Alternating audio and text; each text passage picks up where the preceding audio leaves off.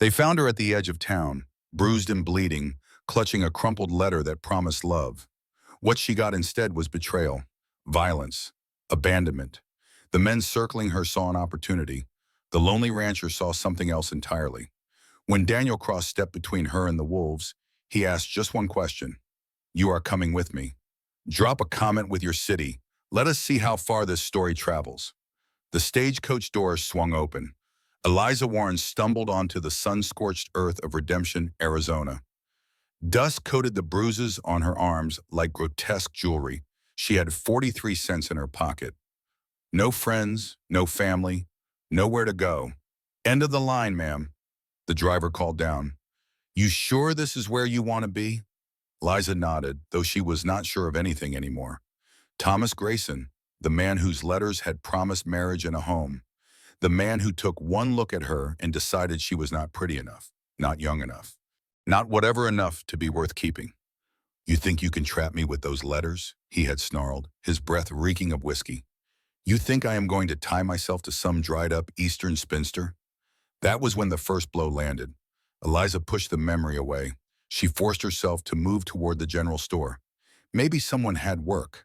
Maybe someone had a shred of Christian charity. Well, what do we have here? The voice stopped her cold. 3 men emerged from the alley beside the saloon. The tall one had eyes that crawled over her like insects.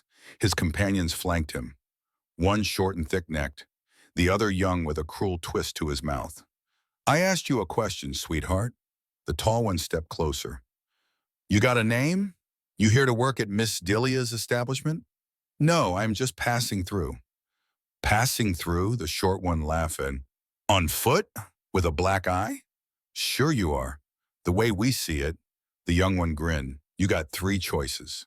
Work for Miss Delia, work for us, or try to make it on your own. But women like you do not last long out here without protection. Bad things happen. The desert has got a way of swallowing people up. They started to close in, forming a loose circle around her. The lady said she needs time. The voice cut through the tension like a blade, low, calm, carrying authority that made men pause.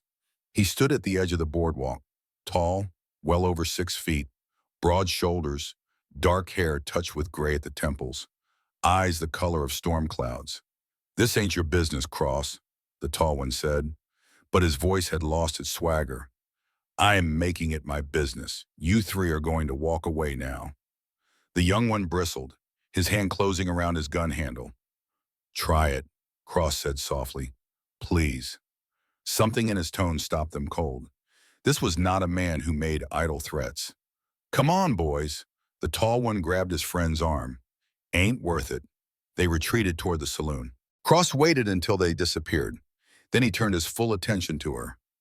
You hurt? I have been worse. You got somewhere to stay? Liza shook her head. I got a ranch about 6 miles west of here. More work than one man can keep up with. Cooking, mending, general upkeep. You would have your own room, food, wages, no obligation beyond honest work.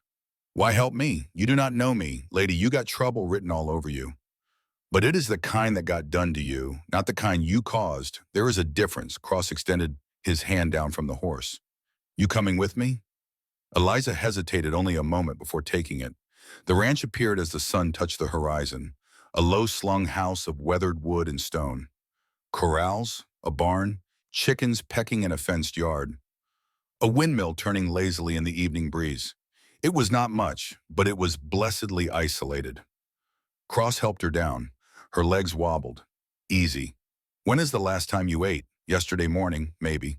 Come on, food first. The house was simple but solid. Cross set a bowl of stew in front of her. Eliza shoveled it into her mouth, barely tasting it, just needing the sustenance. Cross ate in silence. He did not watch her, did not comment on her desperation, just let her have the privacy of her hunger. When she finished, he gathered the bowls. Second room on the left. There is a bed, a bureau, a chair. Nothing fancy, but it is private. Door has got a lock. The last detail made Eliza's throat tighten. He had thought of that. I should tell you some things, Cross said, so you know what you are getting into. I do not come to town much, do not like people. I keep to myself. You work hard. I pay fair. He paused. I will not touch you. Will not expect anything beyond the work we agree on. Your room is yours. Your person is yours. I am offering employment. Nothing more. That understood? Why do this for a stranger? Cross was quiet for a long moment. Because once someone needed help and did not get it, and I have regretted it every day since. Eliza understood then that she was not the only one carrying scars. I will work hard, she promised. I know you will. He showed her the small room. When he reached the doorway, he paused. Eliza, you are safe here. Whatever you are running from, it does not follow you through that door. My word on it. Then he was gone. Eliza sank onto the bed, her whole body shaking with silent sobs. She cried for the girl who had believed in pretty letters and promises. She cried for the woman she had become, beaten and discarded like trash. But beneath the grief, something else was stirring. Something harder, fiercer. She had survived Thomas Grayson. She had survived the men in town. She had found against all odds a place to rest. Tomorrow she would work, would prove herself, would begin building whatever came next from broken pieces. Tonight she would simply survive. Outside, a coyote called to the moon. The desert breathed its ancient breath. And in a small room in a rancher's house, Eliza Warren slept without dreaming. Still alive, still fighting, still here. Dawn came to the desert with a violence of color that startled Eliza awake. She sat up slowly, testing her body. Everything hurt, but it was a different kind of hurt than yesterday. Duller, more manageable. When she emerged, she found Cross already in the kitchen, coffee brewing on the stove. Morning, he said simply. Coffee is almost ready. Cross divided eggs onto 2 plates, added bacon. Set one in front of her. I was not lying about needing help, he said finally. Chickens need tending. Garden is more weeds than vegetables. House needs cleaning. I can pay you $1 a day plus room and board once you are working full capacity. Half that while you are still healing. $1 a day was generous. That is more than fair. But I need to know if you are up for it. Need honest answer. I can work. Maybe not full capacity today, but I can start. Something that might have been approval flickered across Cross's features. One more thing. You see anyone coming up the road? Anyone at all? You come get me immediately. Do not answer the door. Just find me. Understood? You think they will come here? Frank and the others? Frank has got enough sense to leave well enough alone. But Jake is the type who does not like being embarrassed. And word travels fast in small towns. I will be careful. Cross left for the north pasture. Eliza got to work. The chickens proved easier than expected. 15 hens and 1 rooster. The eggs were warm in her hands as she collected them. 12 in total. The garden was harder. Kneeling sent sharp pains through her bruised knees. But Eliza worked through it with grim determination. There was something almost meditative about the work. Something that quieted the chaos in her mind. She was so absorbed that she did not hear the rider approaching until the horse was nearly at the house. Eliza's head snapped up. A man sat astride a paint horse. Younger than Cross, maybe 30, with a friendly face. He wore a deputy's badge pinned to his vest. Afternoon, ma'am, he called out. I am Deputy Williams from Redemption. Is Daniel Cross around? Every instinct screamed at Eliza to run, but Cross's instructions had been clear. I will fetch him. Wait here, please. She ran for the bell by the door, yanked the rope hard enough to make it clang loud. Cross appeared within minutes. His expression hardened into something flat and dangerous. Williams? This official business? Official enough. Sheriff wanted me to check on something. Thomas Grayson came into town this morning. Filed a complaint. Says a woman matching her description is his mail-order bride. That she ran off owing him money. Eliza felt the blood drain from her face. That true? Cross asked. His eyes finding Eliza's. There was no judgment in his gaze. I answered his advertisement. Eliza forced the words out. I paid my own passage west. His letters promised marriage and a home. When I arrived, he decided I was not suitable. Then he beat me and told me to leave. I owe him nothing. Williams looked troubled. Grayson tells it different. Says you took off with money for household expenses. That is a lie. I have 43 cents to my name. She is calling him a liar, deputy, Cross said. You calling her one? I am just saying there is a complaint on file. Grayson wants his property back. Property. Cross's voice dropped like a stone. You just called her property Williams. The deputy flushed. That is how he termed it. Then what are you saying? You here to drag her back to a man who beat her? I am saying there is a complaint, and I have to investigate it. That is how the law works, Cross.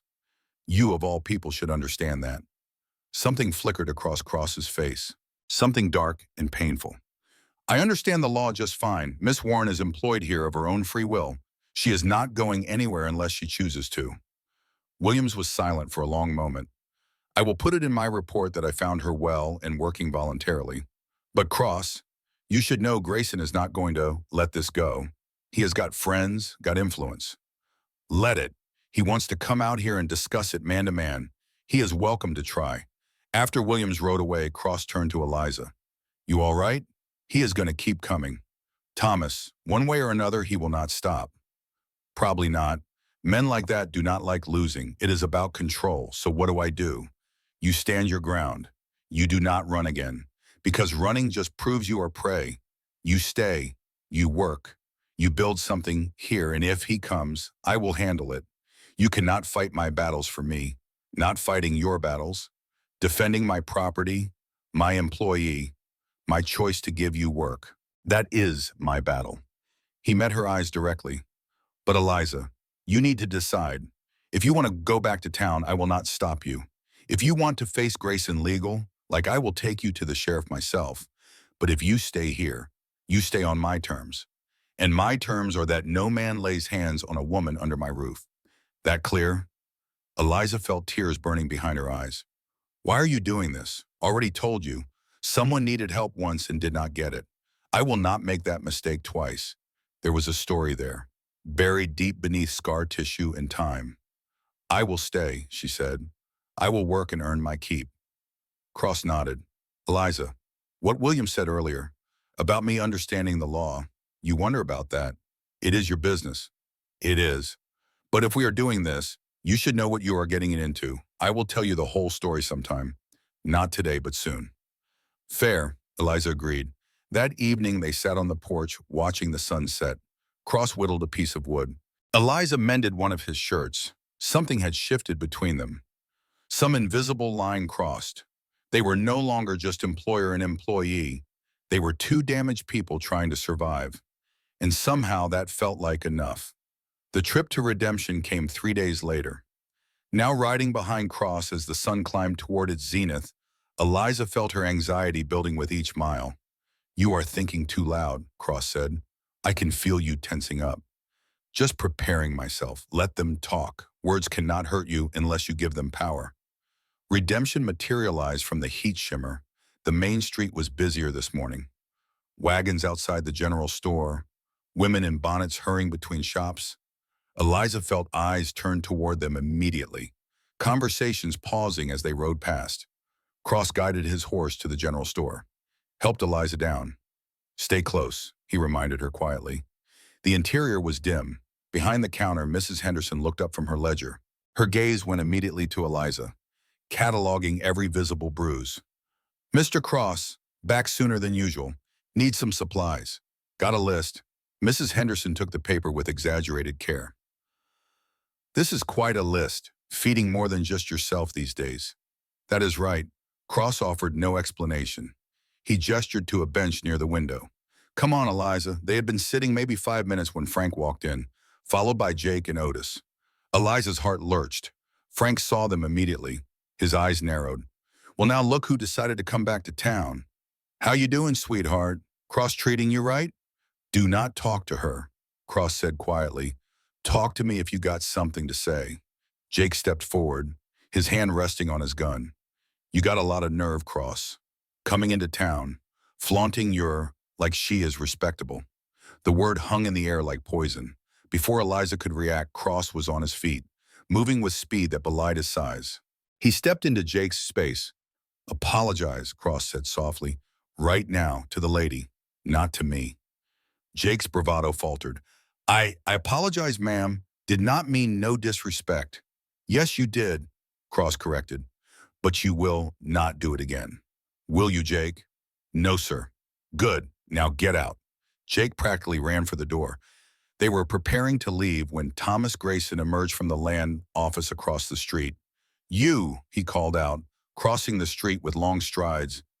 You got some nerve showing your face in town. Cross moved between them. Keep walking, Grayson. The hell I will. That is my property you are harboring. She owes me for her passage. She owes you nothing. And she is not property. Thomas's face flushed. You threatening me, Cross? I got friends. Got influence. You are welcome to try it. I would have filed a complaint with the sheriff. That woman entered into a contract with me. Eliza found her voice. I have your letters, Thomas. Every one of them. They prove you invited me here with promises of marriage. They prove you are a liar. Thomas's eyes narrowed. Letters can be misinterpreted. Besides, you are a woman, your word against mine. Then take it to court, Cross said. But until then, she stays where she is. Your property? Thomas laughed. That is rich. Daniel Cross talking about property and law. When everyone knows you are wanted back east for murder. When everyone knows you are running from justice yourself. The words fell like stones. Eliza felt the shock ripple through her. She turned to look at Cross, searching his face for denial. But Cross's expression had gone blank, carefully neutral in a way that confirmed the accusation. That is right, Thomas continued. Your protector is a killer sweetheart, murdered a man in cold blood, then ran west to hide. That is enough, Cross said. Is it? I think people have a right to know what kind of man is living among them. Cross's fist connected with Thomas's jaw. They went down in a tangle of fists and fury, rolling in the dust while people scattered. The fight ended when Deputy Williams pulled them apart. That is assault, Thomas spat. I want him arrested. You swung first, Williams said. Multiple witnesses. He is a murderer. Thomas insisted. His real name is Daniel Crossfield. There is a warrant for him in Pennsylvania for killing Marcus Thornton. Williams looked at Cross with new eyes. That true? Cross wiped blood from his mouth, his eyes finding Eliza's. We should talk, he said to Williams. Somewhere private, sheriff's office. Now. Cross turned to Eliza. Wait at the general store. I will explain everything. I promise. Just wait for me. Please, I will wait, she said. But you will explain everything. I will. I swear it. Then Williams led him away. Eliza stood in the street, her mind reeling. Murder, wanted, running. She had trusted Cross, put her life in his hands, and all the while he had been hiding something this enormous. Cross emerged from the sheriff's office 2 hours later. He was alone, moving with his usual steady gait, though his face was darker with fresh bruises. We need to talk, he said. Not here. Back at the ranch. What happened? Are you under arrest? No. Williams telegraphed the Pennsylvania authorities. Turns out the warrant has been withdrawn. But there is still a story that needs telling. They rode home in silence. When they reached the ranch, Cross helped her down, then spent a few minutes tending the horse, his movements deliberate, buying time. When he finally joined her inside, he looked older somehow, worn down by secrets finally coming to light. I will make coffee. Then I will tell you everything. They settled at the table. For a long moment, Cross just stared into his cup. My real name is Daniel Crossfield. I was born in Pennsylvania, worked as a foreman in Marcus Thornton's steel mill, married a woman named Sarah when I was 23. He paused, swallowed hard. She was everything good in my life. Kind, gentle, full of light. We were happy. Eliza waited, her hands wrapped around her coffee cup. Thornton was rich, powerful, owned half the town, including the law. He was also a predator, liked young women, had a reputation for it, but nobody dared speak against him. Cross's jaw tightened. Sarah worked in his household, keeping books. I did not want her there, but the money was good. I thought she would be safe enough.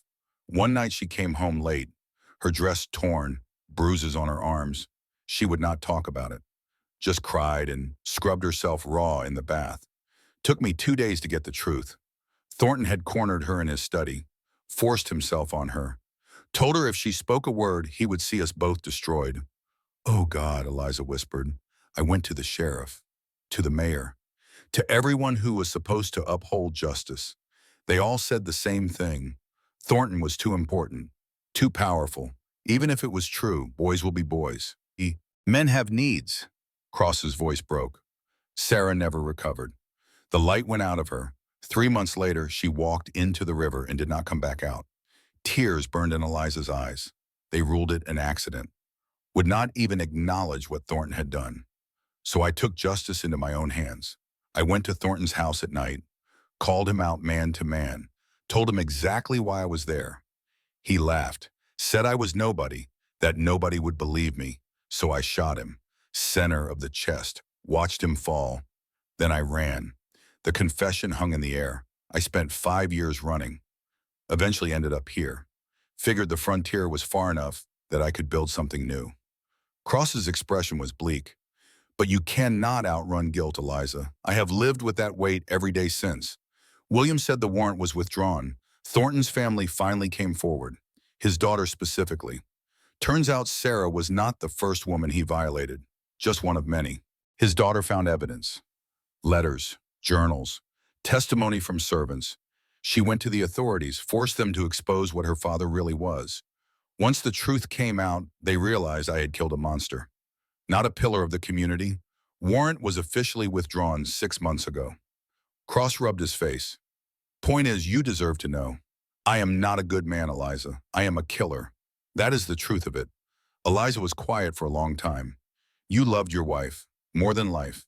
And when she was violated, when she was destroyed by a powerful man's cruelty, the law did nothing, so you did the only thing left to you. Cross's expression was cautious. That is one way to put it. It is the truth of it, Eliza leaned forward. Daniel, I am not going to judge you for killing a man who raped your wife and drove her to suicide. I am not going to condemn you for demanding justice when the law refused to provide it. You do not understand what you are saying. Do I not? I came west because a man wrote me pretty letters, then beat me bloody. I know exactly what kind of world we live in, where men like Thomas Grayson and Marcus Thornton face no consequences. So forgive me if I do not weep for a rapist who finally met someone who would not let him get away with it. Cross stared at her. You are not afraid of me. Should I be? Most people would be. I am not most people. Eliza reached across the table, her hand covering his. You have shown me nothing but kindness and respect. Whatever you did 5 years ago, that is not who you are now. Cross's hand turned beneath hers to grip her fingers. It should horrify you, but it does not. Maybe that makes me broken too. Maybe we are both just damaged people trying to survive. But I am not leaving Daniel. Not because of this. 1 week later, Thomas Grayson came calling. Eliza was in the garden when she heard the horse approaching. Thomas reined in at the edge of the property, his face still showing traces of the beating Cross had given him. Heard some interesting news. He called out. Heard Cross propose to you? That true? My business is my own. See, I disagree. You entered into a contract with me. You are mine legally, and I will not have some murderer stealing what belongs to me. I never belonged to you. Your letters promised one thing, your actions delivered another. Any contract was void the moment you raised your fist. Thomas laughed. You really think a judge will see it that way? You are a woman, your word against mine. Is that a threat? It is a fact. You marry Cross. I will contest it. I will drag you both through legal hell. Or you could come back to me, honor your original agreement. I would rather die. That can be arranged too. Accidents happen out here. The desert is full of unmarked graves. You threatening my employee Grayson? Cross emerged from the barn, rifle in hand, just having a conversation. Thomas said, but his voice had lost its certainty. Conversation is over. You have got 10 seconds to ride off my property. After that, I stop being polite. This is not finished, Cross. Yes, it is. You come back here. You will leave in a pine box. Thomas stared at them for a long moment, then yanked his horse around and galloped away. Eliza did not realize she was shaking until Cross gently took the weeding tool from her grip. You all right? He threatened to kill me. I know. I heard. He will not get the chance. Cross's expression was grim. And I can give you legal protection he cannot touch. The marriage offer still stands, Eliza. Eliza looked at this man who had appointed himself her protector, who offered partnership without demanding her soul in exchange. She thought about Thomas's threats, about the vulnerability of her current position, about the reality of being a woman alone. And she thought about the alternative, A legal partnership with someone who had proven himself trustworthy. Yes, she said quietly, I will marry you. Something in Cross's eyes shifted. Relief maybe. You are sure? This is not just fear talking? I am sure fear is part of it, but it is not the only part. You are offering me something real. That is more than most women get. When? Soon, before Thomas can file whatever legal challenges he is planning. Tomorrow then, Cross said. We will ride to town, find a preacher, handle the paperwork. That evening they sat on the porch, watching the sunset. I should tell you something, Cross said. Before we do this, I am not an easy man to live with. I am quiet, keep to myself, got habits that will probably drive you mad.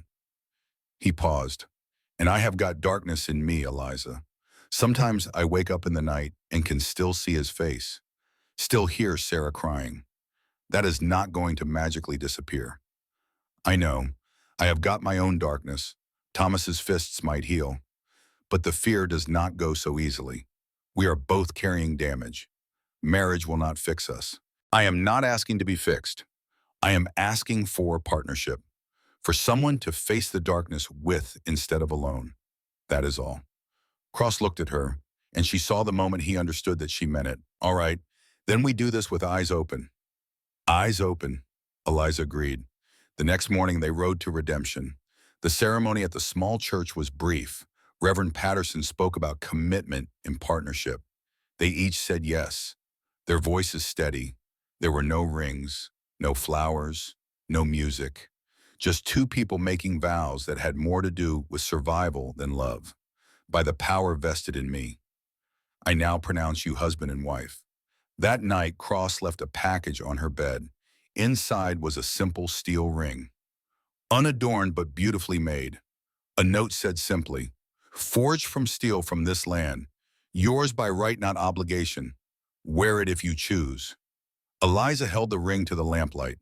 It was not gold or silver, but it was honest, practical, made specifically for her. She slipped it onto her finger. It fit perfectly. The days that followed the wedding settled into a new rhythm, different from before, but somehow more solid. Truth had a way of doing that, stripping away pretense and leaving only what was real.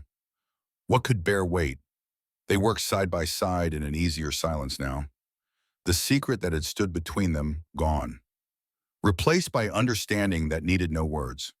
Cross still gave her space, still respected her autonomy, but there was more ease between them now. He would sometimes brush her hand in passing, or she would touch his shoulder when setting down his coffee. Small gestures of affection that asked for nothing but gave comfort nonetheless. The steel ring on Eliza's finger caught the morning light as she worked the bread dough. Her hands moved with practiced rhythm. 3 months had passed since the wedding, and the ring had become as familiar as her own heartbeat. A quiet weight that reminded her she belonged somewhere. To someone, even if that belonging was built on practical foundations rather than romantic dreams. Cross came in from the morning feeding, stamping dust from his boots. He paused when he saw the bread rising on the counter. 5 loaves instead of the usual 2. Expecting company? Mrs. Henderson mentioned the church social next week. Thought I would contribute something. Eliza wiped flour from her hands. Unless you would rather not attend. They had been navigating this dance for months now. 2 people learning the shape of a shared life, testing boundaries, discovering what partnership meant when stripped of pretense. Cross had been true to his word, never pushing, never demanding more than she was willing to give. They lived as friendly roommates who happened to share a last name, building something that felt surprisingly stable, even without the passion others might expect. We can go if you want, Cross said, pouring himself coffee. Folks have mostly stopped talking about us. Might be good to show our faces. I am not hiding. Eliza's voice carried an edge she had not intended. I am just choosing not to subject myself to judgment from people who do not know the first thing about my life. Cross studied her over the rim of his cup. Something happened in town last week. She had hoped he had not noticed her tension after the supply run. But Cross noticed everything. Mrs. Patterson made a comment about how marriage should be changing me, softening me, how a good wife blooms under her husband's care. Eliza's hands clenched, as if I am some plant that needs the right conditions to flourish. instead of a person who survived things she cannot even imagine. What did you say? I thanked her for her concern and changed the subject. Eliza turned back to her dough, punching it down with more force than necessary, but I wanted to tell her that I did not marry you to bloom like some hothouse flower. I married you to survive, to build something real, to have legal protection in a world that sees women as property. You could have told her that. Cross's tone was mild and scandalized the entire congregation. No, thank you. Eliza shaped the dough into loaves with sharp, efficient movements. I am tired of explaining myself, Daniel. Tired of pretending this is something it is not, just to make other people comfortable. Cross set down his cup, came to stand beside her at the counter. He did not touch her, respecting the space she still sometimes needed. But his presence was solid and grounding. Then do not pretend. We know what this is. A partnership built on honesty and mutual respect. Anyone who does not like it can go to hell. The casual profanity surprised a laugh out of her. Very Christian of you. Never claimed to be a saint. Cross's mouth quirked in that almost smile she had learned to recognize. But I meant it. We do not owe anyone explanations about how we live our lives. We are doing the best we can with what we have got. That is more than most can say. Eliza felt some of the tension drain from her shoulders. This was what she valued most about their arrangement. The complete absence of pretense. The understanding that they were both damaged people finding their way without the burden of unrealistic expectations. Thank you, she said softly, for not demanding I be something I am not. Same to you. Cross returned to his coffee, the moment of connection passing as naturally as it had arrived. 3 months later, Cross came home from town with news. Grayson is leaving, selling his ranch, heading back east. Word is the scandal got too much for him. Turns out he had other women who answered his advertisements over the years. Some of them came forward after hearing about you, shared their own stories. Eliza felt a weight lift from her shoulders that she had not realized she had been carrying. Good. He cannot hurt anyone else now. No, he cannot. Cross hesitated, then continued. There is something else. Judge wants to see us, official-like. Something about making the marriage permanent, removing any legal questions. They rode to town the next day, both dressed in their best clothes, though this time the mood was different, less desperate, more certain. Judge Morrison was an older man with keen eyes and a reputation for fairness. He reviewed their situation carefully, asked Eliza directly if she had married willingly and wished to remain married. I do, she said clearly. This is my choice, made freely and maintained willingly. And you, Mr. Cross, you understand that this removes any grounds for future annulment, makes this marriage permanent in every legal sense? I understand. That is what we want. We are building a life together. We would like the law to recognize that as real. The judge signed the papers, smiled as he handed them the documents. Then I wish you both well. May you find happiness in whatever form it takes for you.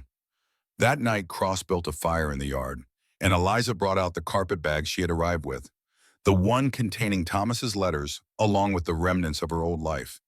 They fed them to the flames one by one, watching years of false promises and broken dreams turn to ash.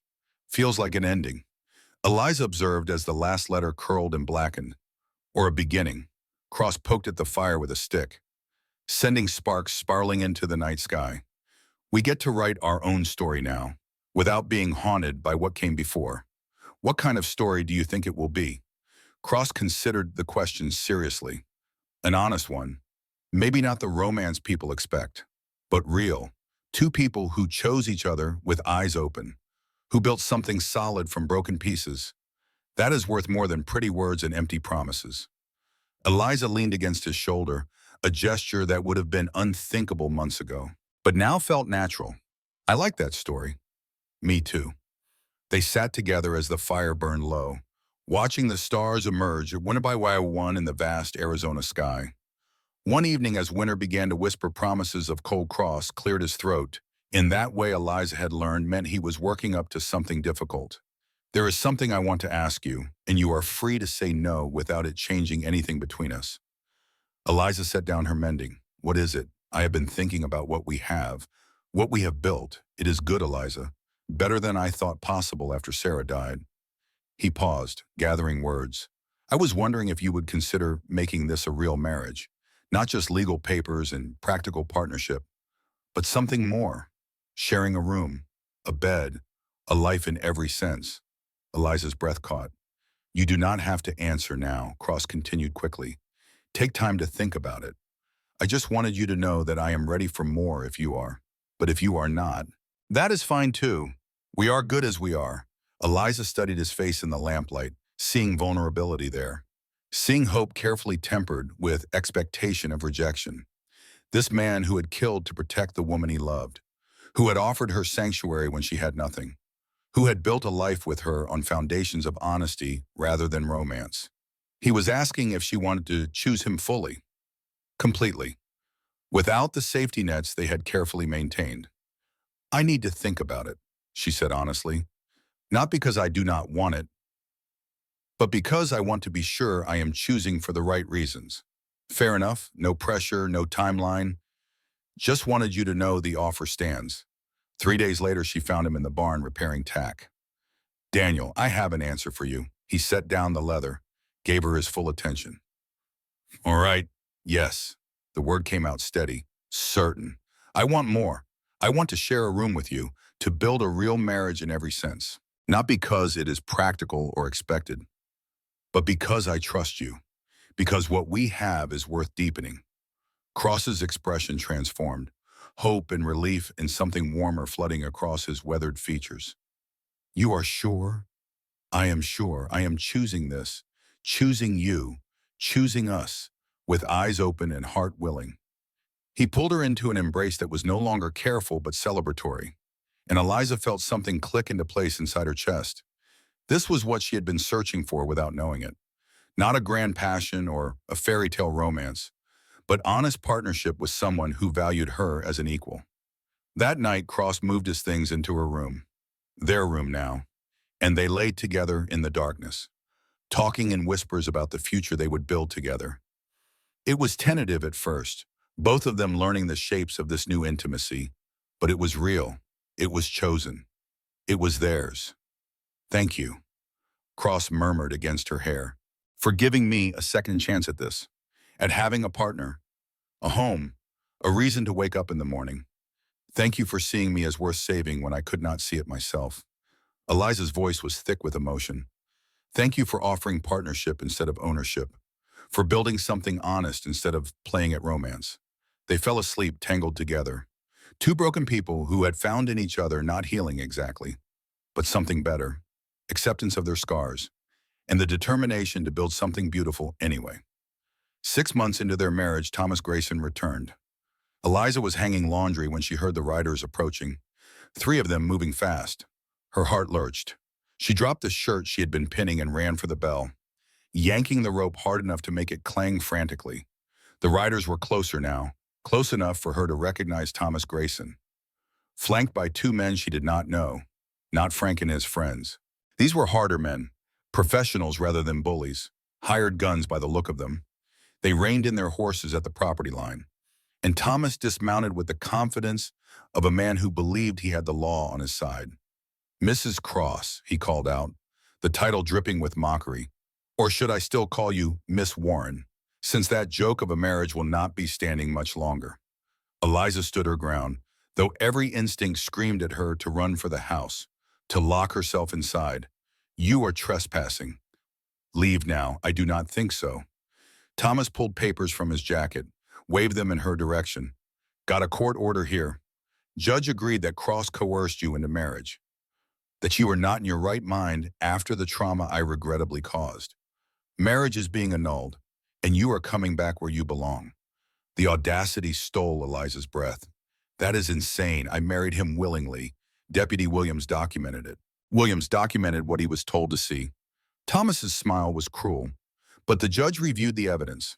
Your injuries, the rushed ceremony, Cross's criminal history. He agreed you needed protection from a dangerous man who took advantage of your vulnerable state. The only dangerous man here is you. Cross's voice cut through the yard like a whip crack. He emerged from the barn, rifle held casually in the crook of his arm, not aimed, not threatening, just present. and you have got about 10 seconds to get off my property before I add another killing to my record."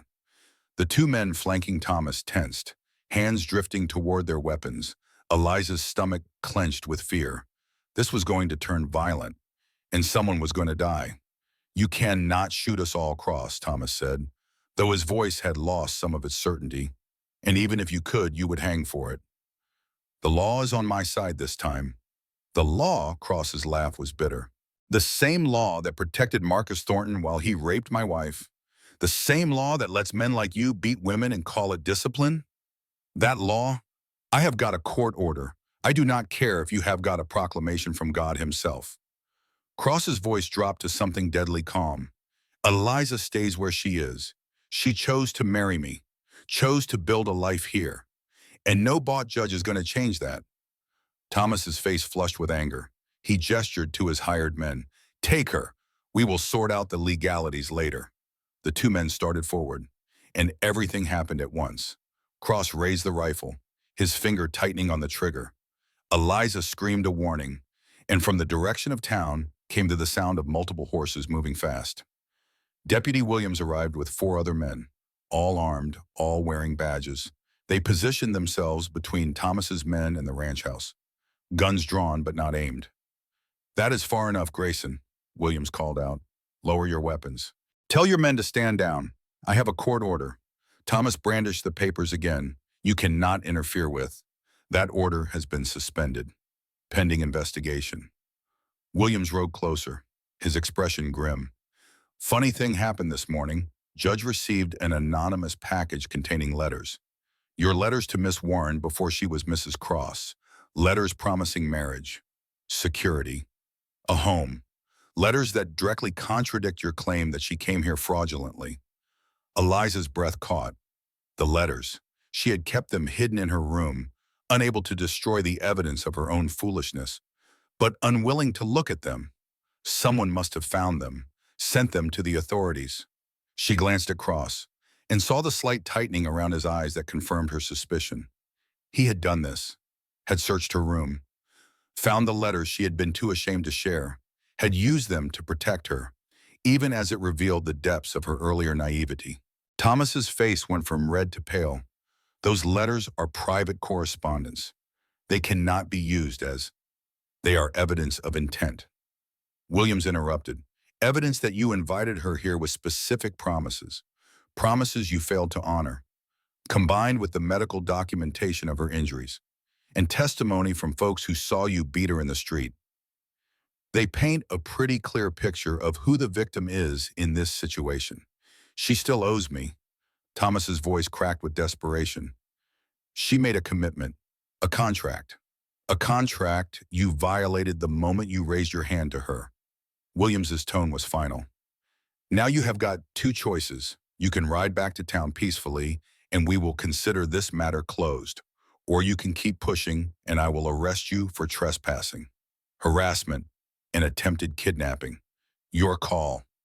Thomas looked between Williams and Cross, calculating his odds.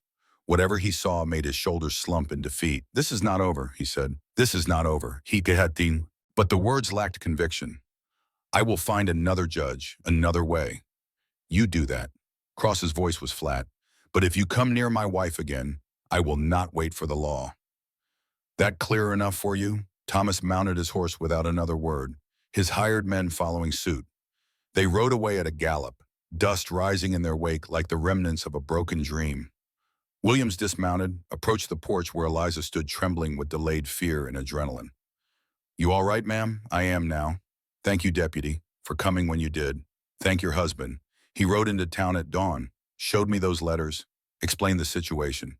I got the judge out of bed to review them, and he agreed the annulment order was based on false pretenses."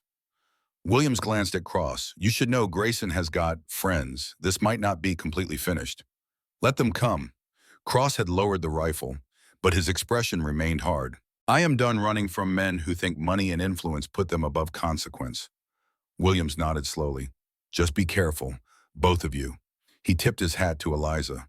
"Ma'am, you need anything. You know where to find me." After the deputy and his men left, silence settled over the ranch like dust.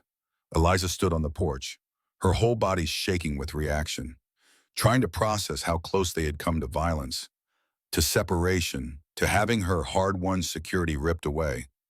Cross approached slowly, giving her space to compose herself. "You are angry," he observed. "About the letters. You went through my things." "I did." No apology, just acknowledgement. Needed evidence to counter Grayson's claims. Those letters were the proof we needed. "You should have asked, would you have given them to me?" Cross met her eyes directly. "Or would shame have kept you from sharing them, even if it meant losing everything we have built?" Eliza wanted to be angry, wanted to hold on to a righteous indignation about her privacy being violated. But he was right. She would never have willingly shared those letters, would have let them stay hidden, even if it cost her the protection of their marriage. "I hate that you are right," she said finally. "I know." Cross climbed the porch steps, stopped a careful distance away, "But I was not going to let him take you. Not legally, not any other way. Whatever I had to do, whoever I had to become, he was not taking you." The fierceness in his voice startled her. This was not the calm, practical man she had married. This was someone stripped down to raw emotion. Someone who had been prepared to kill rather than let her be dragged back into Thomas's control. "You would have shot them," she said, making it a statement rather than a question. "Yes, all three of them? Even knowing it would mean hanging?" "Yes." Cross's jaw tightened. "I already killed one man to protect someone I cared about. You think I would hesitate to do it again?" The admission hung between them. Someone I cared about, not loved. He had been clear about that boundary, but cared about, valued, considered worth protecting, even at the cost of his own life. "Daniel." Eliza's voice came out softer than she intended. "You cannot keep sacrificing yourself for broken women. Sarah's death was not your fault, and neither would mine be if something happened. I know that." But his expression suggested otherwise, suggested he carried guilt for things beyond his control, for failures that existed only in his own mind. "Does not change what I would do to keep you safe." Eliza studied this complicated man who had become her husband, her partner, her unexpected anchor in a storm-tossed world. She thought about the past months, the quiet domesticity they had built, the way he had never pushed for more than she could give, but had been there, serene, steady and certain, whenever she needed him. She thought about the steel ring on her finger, forged from the land he had claimed as his own, and offered to her as a symbol of choice rather than obligation. She thought about the letters he had found and used to protect her, violating her privacy but saving her freedom. She thought about the rifle he had been prepared to use, the lives he had been willing to take, the price he had been willing to pay, and she realized with sudden, startling clarity that what they had built was not just partnership or convenience or mutual protection. It had become something more, something that defied the neat categories they tried to impose on it.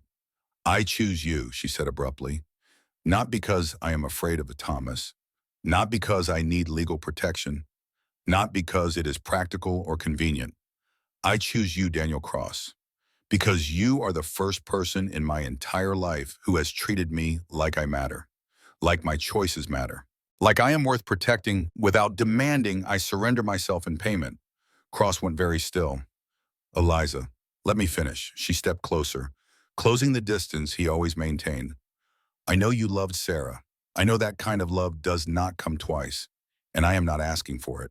But what we have, this honest, practical, sometimes messy thing we have built, it is real. It is worth fighting for. And I want you to know that I am not staying because I have nowhere else to go. I am staying because this is where I want to be." For a long moment, Cross just looked at her, his weathered face showing emotions he usually kept locked away. Then he reached out slowly, giving her time to retreat if she chose, and pulled her into an embrace that was careful but real. Eliza melted into it, her arms wrapping around his solid warmth, her face pressed against his chest where she could hear the steady thunder of his heartbeat. They stood like that for a long time. Two broken people holding each other upright, finding in shared survival something that might not be love, but was precious nonetheless. "I choose you too," Cross said finally, his voice rough. "Not because you are Sarah's replacement. You are nothing like her, and that is not a criticism. You are fierce where she was gentle, Practical where she was idealistic. Scarred where she was innocent. But you are real, Eliza. You are here, and somehow, impossibly, you make this place feel like a home again. They pulled apart slowly, both slightly embarrassed by the depth of emotion they had revealed. But something had shifted. Some wall crumbled. They were still the same people, still building a partnership on practical foundations. But now there was acknowledgement that those foundations supported something more than mere survival. So, Eliza said, trying to lighten the moment, what do we do now?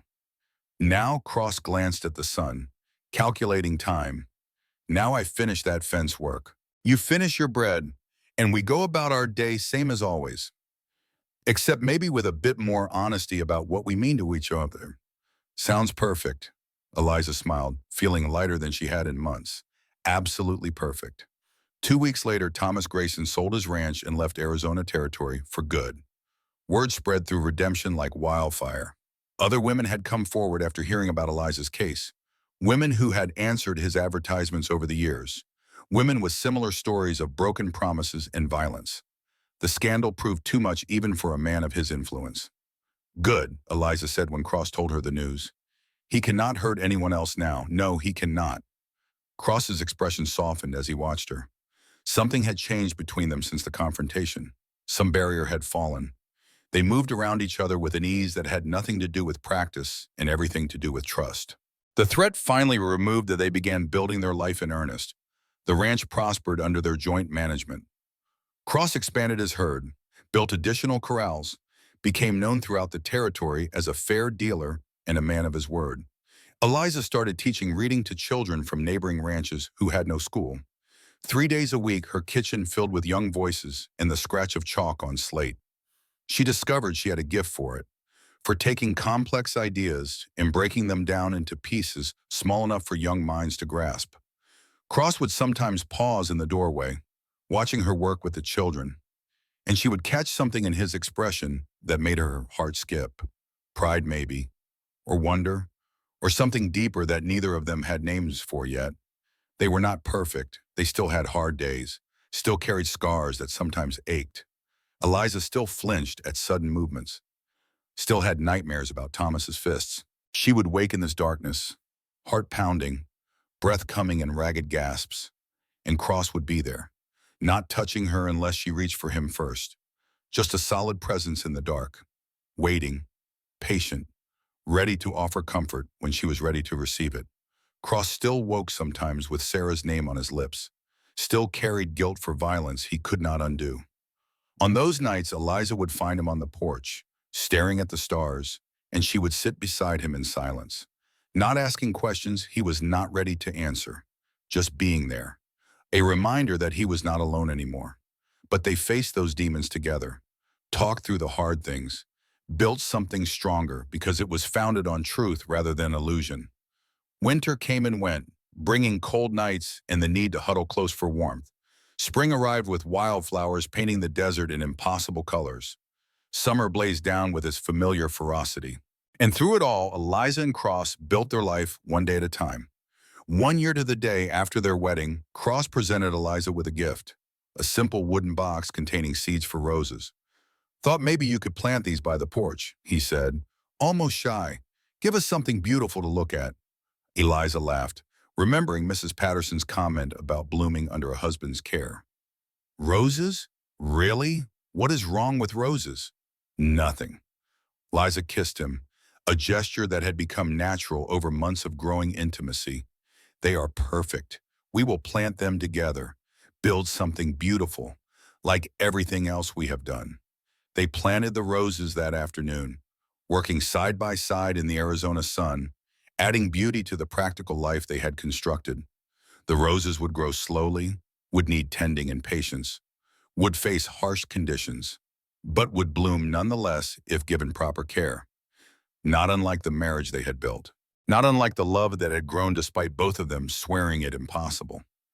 That evening, as they sat on the porch watching the sunset paint the desert in impossible colors, Cross took her hand. I need to tell you something. Eliza's heart skipped, old fears stirring despite herself. What is it? I love you. The words came out rusty, unpracticed, but absolutely sincere. Did not think I could. Did not think I would ever feel that way again after Sarah. But I do. I love you, Eliza. Not the same way I loved her. It is different, built on different things, but it is real. And I needed you to know. Tears filled Eliza's eyes, spilling down her cheeks unchecked. I love you too. The admission came easier than she expected, as if it had been waiting for permission to emerge. Did not plan to, did not want to risk it, but somewhere between practical, partnership, and honest living, I fell in love with your quiet strength, your fierce protection, your absolute refusal to lie just to make things easier. They kissed as the sun set, sealing promises that had taken a year to ripen, but were all the stronger for the time invested. This was not the love of fairy tales. Instant and overwhelming. This was something harder won and more durable. Love built on foundations of respect and honesty. Love that had survived harsh conditions and grown anyway. Years passed, marked by the changing seasons and the deepening of their partnership. The roses grew tall beside the porch, blooming in defiant beauty against the desert landscape. Children came to learn, stayed for Eliza's gentle teaching and Cross's quiet wisdom. The ranch became known as a place where broken things could heal, where second chances were possible. Eliza never forgot where she had come from, the mail-order bride who had arrived covered in bruises, desperate and alone. But she did not let that define her. She had chosen to build something new, had found in Daniel Cross a partner worthy of the trust she had been terrified to give. They had a son, eventually, then a daughter, raised them with the same honesty they had brought to their own relationship, teaching them that love was not about pretty words, but about showing up, about choosing each other, even when it was hard, about building something real from imperfect materials. On their 10th anniversary, Cross presented Eliza with another gift, this time a gold band to wear alongside the steel ring. Thought you deserved something precious, he said, something that showed the world how much you mean to me. Eliza held the gold band to the light, admiring its simple beauty. But when she put it on, she kept the steel ring too. Wearing both together, the steel matters more, she explained, because you gave it to me when I had nothing, when I was nobody special, when there was no reason to value me except that you chose to. The gold is beautiful, but the steel is honest. I need both. Cross pulled her close.